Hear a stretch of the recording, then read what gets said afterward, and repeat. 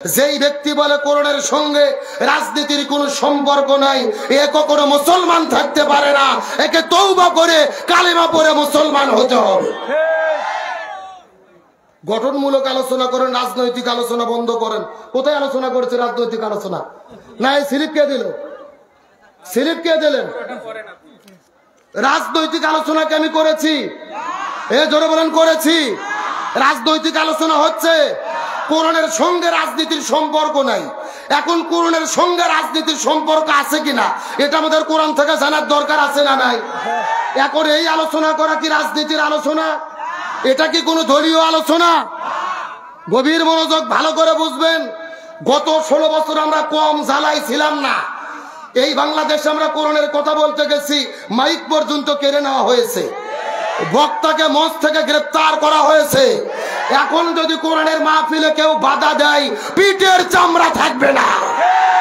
কথা কোরআন থেকেই হবে। আগে বসেন, ওয়াজ তো শুরু হয়নি, ওয়াজ আমি কেবল শুরু করতেছি। এখানে লেগেছে কোরআন হাদিসের মাধ্যমে আপনি গঠনমূলক আলোচনা করেন, রাজনৈতিক কথা বলবেন না। তা আমি কোরআন হাদিস থেকে কথা বলতেছি না, রাজনীতির বক্তব্য দিয়েছি। গভীর মনোযোগ লক্ষ্য করেন। এখানে বসেন, কোরআন হাদিস খোলেন, কোরআন হাদিসের বাইরে কোনো কথা হবে না। আল্লাহর কোরআন বলেছেন লিকুল্লি তিবিয়ানান, এটা এমন একটা কিতাব যেই কিতাবের ভেতরে আমি রান্নাঘর থেকে শুরু করে সংসদ ভবন পর্যন্ত যা কিছু লাগবে আমি সব কিছু কোরআনের মধ্যে দিয়েছি। আল্লাহু আকবার বলেন। তাহলে কোরআনের মধ্যে যদি সব কিছু থাকে, শুধু মনে হয় রাজনীতির কথা নাই? কি মনে হয়?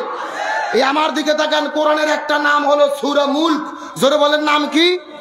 মুলক শব্দের অর্থ হলো রাজত্ব। জোরে বলেন মুলক অর্থ কি? রাজত্ব বা রাজ্য। গভীর মনোযোগ আমার দিকে লক্ষ্য করেন। রাজত্ব বা রাজ্য। আর রাজনীতি কাকে বলে? রাজ্য পরিচালনার জন্য যেই নীতির দরকার, এই নীতিকেই রাজনীতি বলা হয়। কথা কি বুঝেছেন? তাহলে যেই আল্লাহ রাজ্য নামে সূরা দান করলেন ওই কোরআনের মধ্যে, আর সেই কোরআনে কি রাজ্য পরিচালনার নীতি দেয়নি? এ জোরে বলেন দেয়নি। বরং আমি তো মনে করি কোরআনের মধ্যে যেই রাজনীতি আছে ওটাই হলো আসল রাজনীতি। আর বাংলাদেশে যেগুলো চলে এগুলো হলো পিয়াট নীতি আর দুর্নীতি। আরে ভাই, আপনারা কোরআনের রাজনীতি করতে পারেন না, এটা আপনাদের ব্যর্থতা।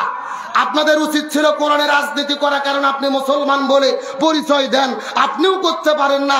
আমরা আলেমেরা যদি কোরআনের কথা বলি তখন আপনাদের চুলকনি শুরু হয় কেন?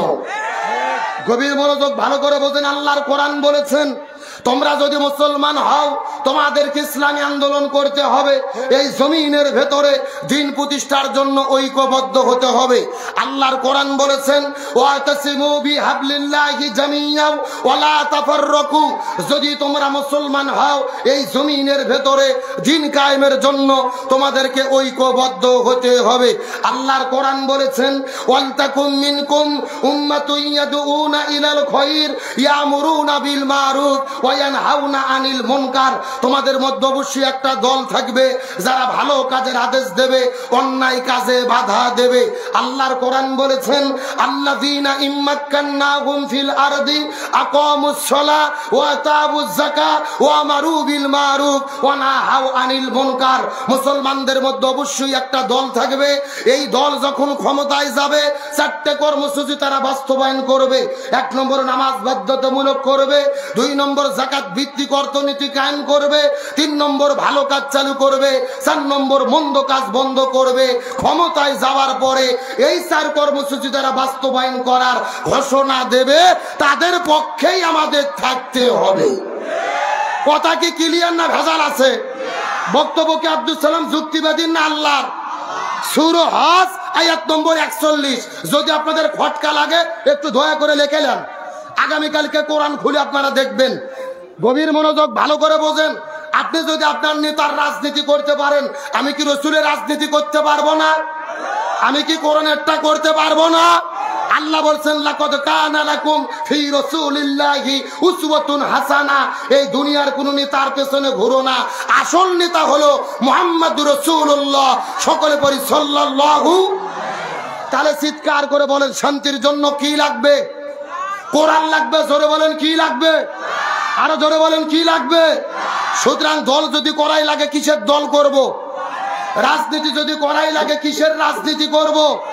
কারণ আল্লাহর কোরআন বলেছেন ওমাইয়াবতাগি গায়রুল ইসলামি দীনান ফালা ইউকবালা মিনহু ওয়া হুয়া ফিল আখিরাতি মিনাল খাসিরিন। আল্লাহ বলেন কোরআন বাদ দিয়ে যদি কেউ ব্যবসা করে এই ব্যবসা আল্লাহর দরবারে কবুল হবে না। কোরআন বাদ দিয়ে যদি কেউ বিয়ে করে ওই বিয়ে আল্লাহর দরবারে কবুল হবে না। কোরআন বাদ দিয়ে যদি কেউ রাজনীতি করে ওই রাজনীতিও আল্লাহর দরবারে কবুল হবে না। কথা ক্লিয়ার না ভেজাল আছে?